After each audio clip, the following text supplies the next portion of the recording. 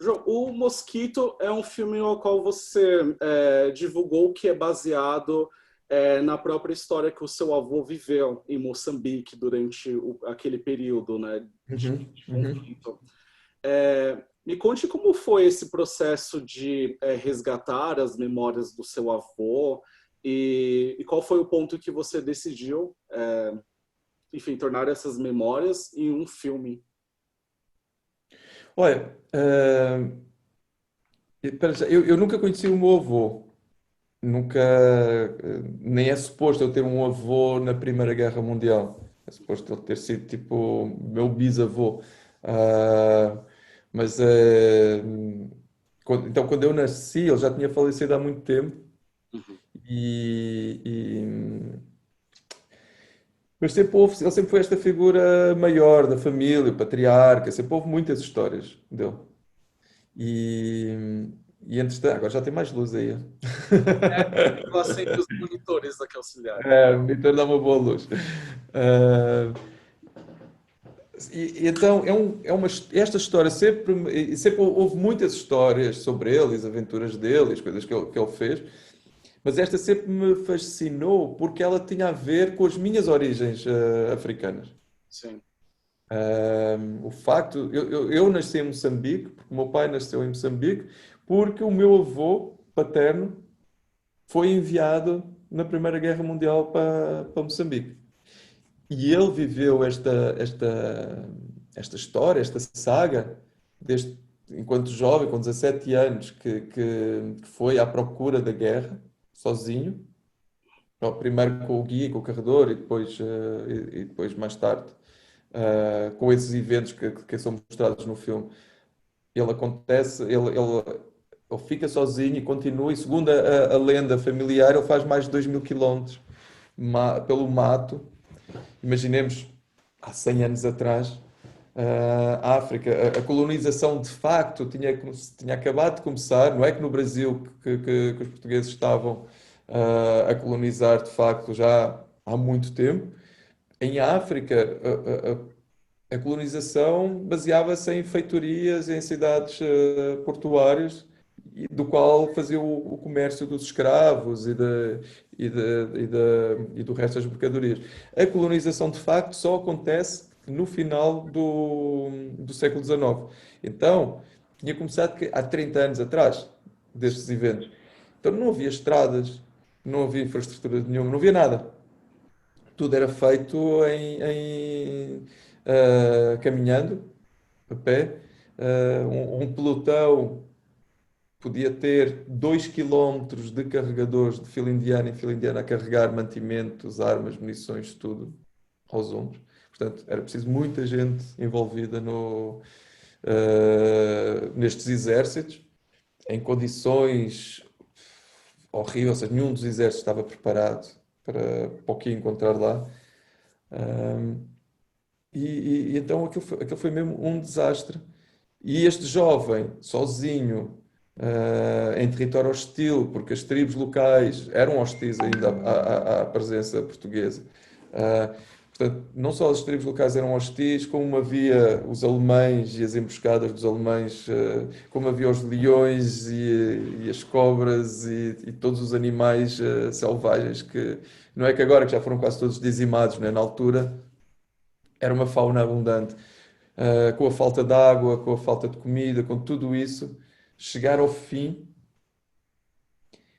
e querer ficar em Moçambique, não voltar para Portugal, querer ficar em Moçambique, o que é que teria acontecido, apesar desse horror e tudo que aconteceu, deve ter acontecido outro lado super fascinante que o fez querer ficar em Moçambique. Então este é o início da história e o meu interesse em contar a história. É um bocado também uma viagem pessoal a entender as minhas raízes uh, em África. Acontece que o filme o filme é um road movie, né? Um road movie caminhante e como todos os road movies é uma viagem de crescimento. Uma viagem de crescimento do jovem, começa criança e termina adulto, né? Ele cresce emocionalmente e intelectualmente e amadurece durante a viagem. Coisa que que eu acho que o meu avô, que não aconteceu com o meu avô, que o meu avô chegou à África com este olhar eurocêntrico e colonizador e terminou esta odisseia com o mesmo olhar eurocêntrico e colonizador e continuou toda a sua história da mesma forma. E é aqui que eu digo nós porque foi feito juntamente com a Fernanda Polacou, também brasileira, de São Paulo, e minha esposa, e ela é a autora do roteiro. Uh, e é aqui que nós nos distanciamos da história original. Ou seja, a minha ideia não era fazer um filme em homenagem ao meu avô, não era fazer um filme de aventuras nem de guerra, era tratar de outros assuntos, era tratar de questões mais profundas que tinham a ver exatamente de onde vêm certos tipos de comportamento que hoje em dia persistem, tanto institucionais como coloquiais, no dia a dia, que têm a ver com a nossa herança colonial, com uma certa narrativa que ainda hoje persiste, com o racismo e a forma como olhamos o outro, e principalmente os povos que vêm da África. E eu queria ir à origem disso tudo, não à origem, mas uma das origens, não é? Um passado e desenvolver esse lado, que é retratado no filme. Sim. Até ser uma minha próxima questão, mas você já respondeu que porque muitos autores têm esse interesse, né, de fazer o resgate de um passado, e no seu caso você está fazendo de um conflito armado que aconteceu há um século, justamente para também apontar sobre preocupações contemporâneas, né, de coisas de um passado que estão sendo reprisadas em um contexto diferente da nossa contemporaneidade, né? Sim. Mas você testemunhou algum evento específico que o fez se conectar com as suas raízes para enfim, dar vida ao mosquito? Ou foi essa conjunção mesmo de coisas que acontecem ao seu redor que...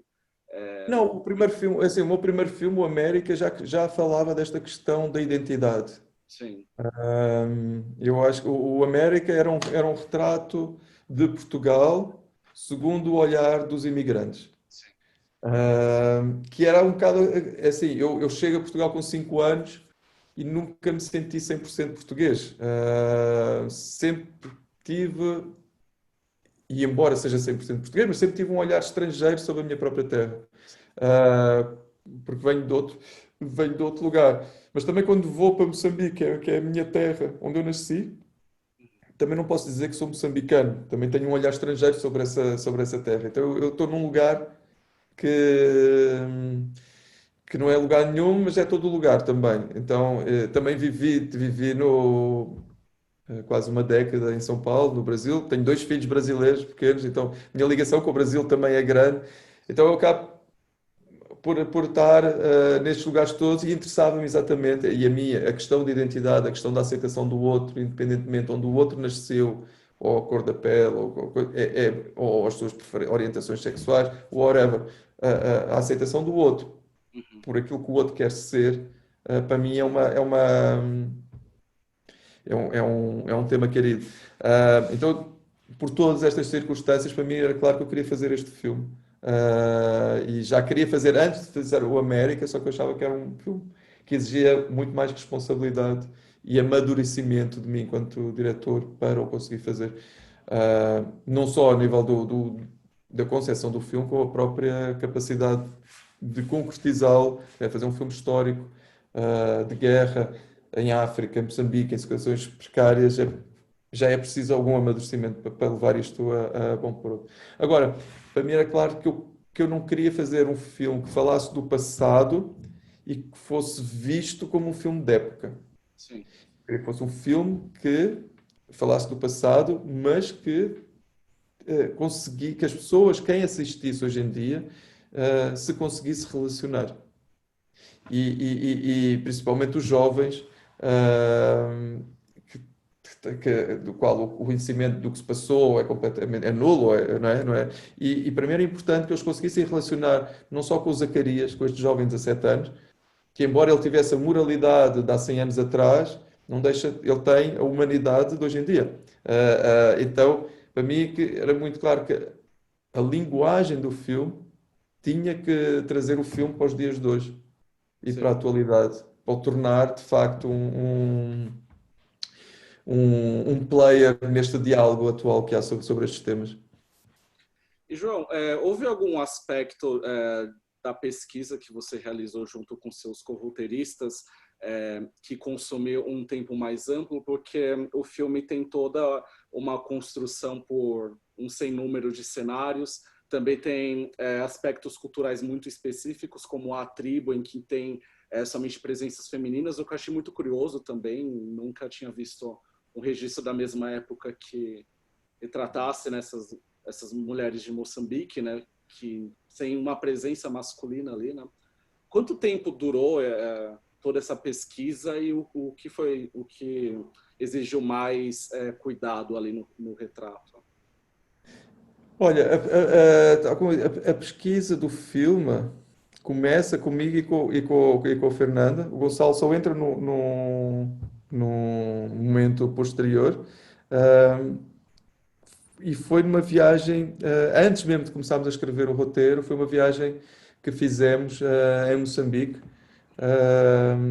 Uma viagem muito grande, percorremos mais de 5.000 quilómetros em Jeep, por caminhos, por picadas e caminhos de terra, onde andámos a percorrer o caminho onde supostamente não só o meu avô tinha feito, como houve as batalhas e as guerras onde os alemães estiveram, onde os portugueses estiveram, tentar perceber geograficamente onde é que eles tinham andado, o que é que tinha acontecido e onde fizemos uma grande investigação, entrevistas com intelectuais moçambicanos, com pesquisadores, com pessoas que tinham conhecimento dessa época, com descendentes em tribos onde tinha havido essas batalhas. Fomos falar com descendentes de soldados e carregadores africanos que tinham participado nessa guerra. Portanto, houve uma grande preocupação em entender o ponto de vista africano sobre esses acontecimentos. E o filme é esse cruzamento. É, o- é uma, é um cruzamento entre uma narrativa clássica grega, que é a jornada do herói. Ele é o personagem, não é? O herói que vai, que tem o objetivo, inicia a sua jornada e ele tem que atravessar vários portais onde, onde lhe é dada a hipótese de não prosseguir, de não seguir viagem. Sim. E que ele ultrapassa o portal e segue viagem. Então essa é a estrutura do que é clássica. Até a Aldeia das Mulheres vem da Ilha dos Amores. Então toda essa construção vem desse olhar, dessa narrativa europeia. Agora, o que nós fomos pesquisar em África foi o outro lado, foi a narrativa africana. E o que nos inspirou a criar os eventos, cada um desses portais que acontece, cada evento que acontece, ou seja, todo o crescimento da África no personagem, é baseado na filosofia de vida macua. Os macuas são o povo que vive, que habita o norte de Moçambique, onde supostamente tudo se passou. Então, nós estudámos a filosofia macua, e com base na filosofia macua e no pensamento de vida e nas narrativas macuas, criámos os eventos. E o filme é o cruzamento entre a narrativa europeia grega clássica e a narrativa macua africana clássica. Cruzadas, as duas, e depois amarrada tudo com uma linguagem nada clássica, super contemporânea e com uma desconstrução dessas próprias narrativas através da edição. Eu preciso perguntar, João, sobre a escalação do João Nunes Monteiro para viver o Zacarias, porque é um, enfim, né, é uma responsabilidade enorme encarregar o Zacarias, né, que é um personagem que a câmera ali nunca se distancia. Então, como foi o processo de trazer um ator que tem uma idade próxima, né, do protagonista, que é apresentado quando tem 17 anos, né? Exato. Como foi a escalação e principalmente todos os desafios físicos e até mesmo psicológicos que provavelmente ele atravessou nessa via crucis, né? Olha, o João Nunes Monteiro foi um achado a ter em conta. Eu fiz um casting, vários jovens, Uhum. né? E havia uma grande responsabilidade nos ombros deste jovem que fosse fazer deste ator que fosse fazer o Zacarias, porque o filme está nos ombros dele. Sem Ele dúvida. está, ele entra em todas as cenas. Todas as cenas. Ele está lá e a câmera está colada nele. É o olhar dele sobre aquilo tudo. Ah, e portanto, se o ator não segurasse a cena, não tínhamos filme. E eu tinha muito essa consciência que eu tinha que encontrar o ator que segurasse. E o João Nunes, de facto, tinha isso, tem isso dentro dele. Ele é um personagem, ele é um ator pequeno, franzino, tem aquele ar frágil, mas ele é um gigante dentro. Ele tem um poder dentro dele que depois isso. E que a câmara adora. Quer dizer, há pessoas que são assim, não é? Que depois, atores que viram atores que eu não sei explicar, mas a câmara pura e simplesmente adora-os. E eles agigantam-se em frente à câmara. E o João Nunes é um deles. Ah, e o facto do filme ter sido sucessivamente adiado, porque houve vários conflitos em Moçambique e nós não podemos ir para lá filmar por questões de segurança, fez com que também o próprio ator amadurecesse, fosse amadurecendo as ideias e a nossa preparação fosse amadurecendo. Eu tinha algum receio que com o passar dos anos ele fosse envelhecendo, mas não, porque ele tem aquela cara de garoto e não a perde, e portanto manteve-se no personagem. Agora, que foi uma filmagem hiper difícil, super exigente, emocionalmente, fisicamente, ah, e eu, e eu sabia que ia ter essa exigência. O próprio casting foi duro.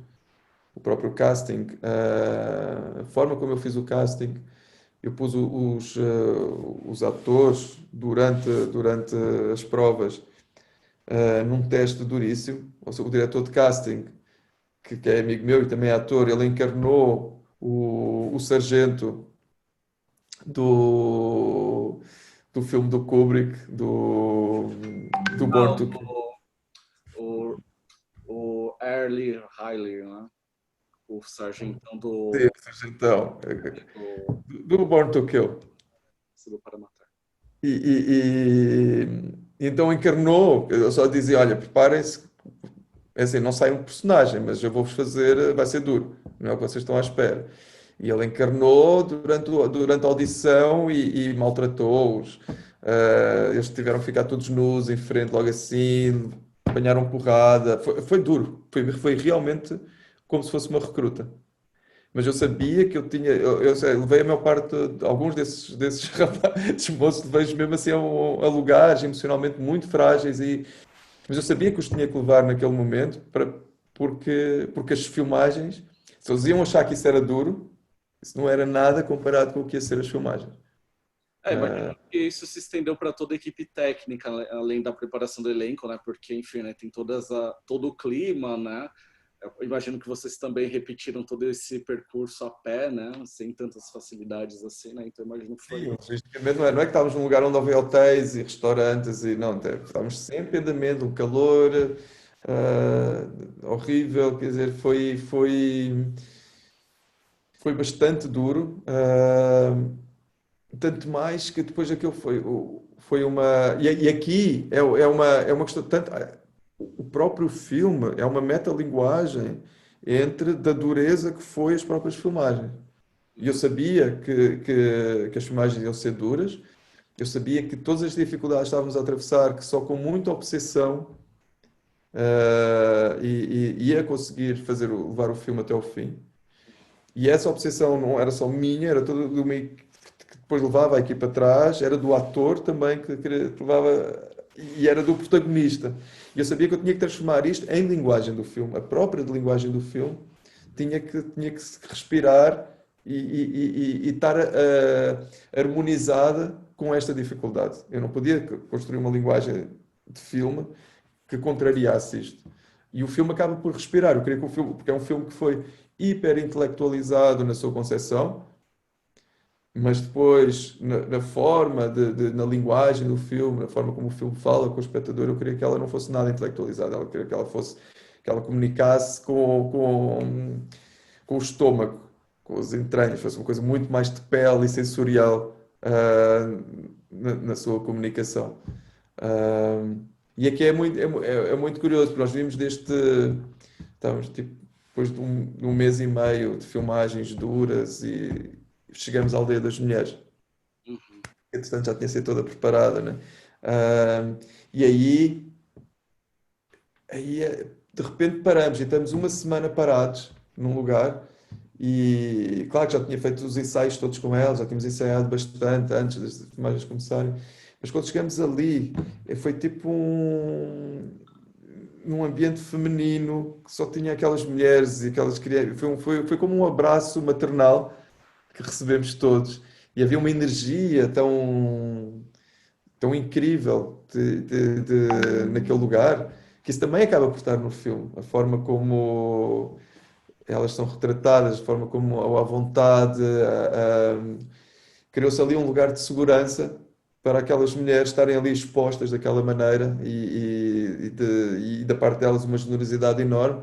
E de facto foi um momento maravilhoso no meio de umas filmagens muito duras, a ver ali aquele momento ali na aldeia, que depois disso também, essa pausa que existiu nas filmagens também se reflete, também é uma pausa que existe no caminho do personagem, apesar de ele estar a ser vítima de maus tratos e disso tudo, mas há de facto um calor ali, um acolhimento que não há no resto do filme. Que não há no resto do filme, só há loucura loucura e muita testosterona, não é? E a aldeia é o lugar, não, ali há uma civilização, ali há um lugar de acolhimento. Por mais que haja umas regras próprias, que são as regras da aldeia, por mais que ele seja obrigado a trabalhar por todos os homens da aldeia que já não estão lá, há ali de facto e é-lhe dado mais uma vez a oportunidade de ficar ali, né? Sim. Quer dizer, Bom, João, eu vou concluindo por aqui. Eu vi que o filme já tem distribuição garantida aqui no Brasil. Eu espero, então, quando no lançamento comercial, você tenha a oportunidade de vir para cá, para promover e conversar com o público. eu espero que sim mesmo. Eu adorava ter essa. E eu estou muito feliz por todo o que eu tenho lido, das reações da escrita. Eu estou bastante feliz com a reação do público no Brasil. Porque eu sei, uma coisa é na Europa, porque é uma coisa que nos diz muito respeito. Não é? Estamos a falar do nosso passado, tanto aqui como na Holanda. Por exemplo, quando foi em Roterdão e o Bero, que ele era o diretor do festival, e uma das razões que ele apresentou o filme e disse que tinha elegido o Mosquito para abrir o Festival de Roterdão, foi exatamente mostrar aos jovens cineastas europeus que é possível falar do passado, é possível falar de colonização e do passado, de uma forma que seja atual e premente e contribuir para essa discussão. E eu sei que na Europa o filme está a ter esse feedback porque tem a ver com o nosso passado. Eu estava curioso para ver, não é? No Brasil ele vai tocar nas pessoas de outra forma, de outra maneira, não é? Cada país. E fico muito feliz que ele também esteja a ser bem recebido e ter esse lugar. É muito bacana mesmo. Ah, que ótimo. Bom, eu desejo sucesso, então, com a continuidade da trajetória e nos vemos numa próxima. Ok, obrigado. Sim, Um abraço. senhora. Alex, um abraço.